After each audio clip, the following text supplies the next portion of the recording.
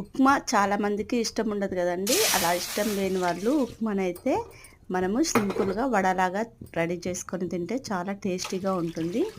దానికోసం అయితే ఒక కప్పు ఉప్మా రవ్వకు 2 కప్పుల వాటర్ తీసుకొని అందులో కొంచెం ఉప్పు, జీలకర్ర వేసేసుకొని టేస్టీ కోసం కొంచెం ఉల్లిపాయలు, పచ్చిమిర్చి, కొత్తిమీర, కరివేపాకు అన్నీ వాటర్‌లో ఏసేసుకొని కొంచెం చిన్న పొంగు వచ్చేంత వరకు ఉంచుకొని అందులో ఉప్మా రవ్వ అయితే వేసేసుకోవాలి. కొంచెం ఉండలు కట్టకుండా కలిపేసుకుంటే అది త్వరగానే గట్టిపడిపోతుంది.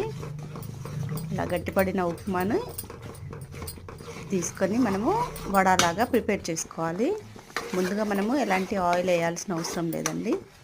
ఎందుకంటే మనం ఆయిల్లోనే డీప్ ఫ్రై చేసుకుంటాం కాబట్టి. అందులో కొంచెం బేకింగ్ సోడా అయితే యాడ్ చేసుకోండి. అది వేసుకోవడం వల్ల మనకు వడలైతే చాలా మెత్తగా క్రిస్పీగా ఉంటాయి. కొంచెం ఆయిల్ వేడైన తర్వాత మనం రెడీగా చేసుకున్న వడలనైతే ఆయిల్లో డీప్ ఫ్రై అయితే చేసుకోవాలండి. మనకు ఎంతో రుచికరమైన వడలైతే రెడీ అయిపోతాయి.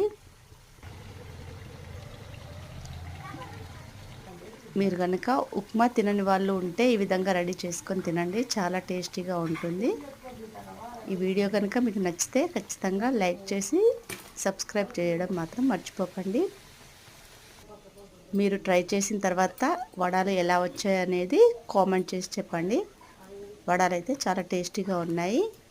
ఖచ్చితంగా మీకు నచ్చుతాయి. ఈ రెసిపీ ఒకసారి ట్రై చేయండి.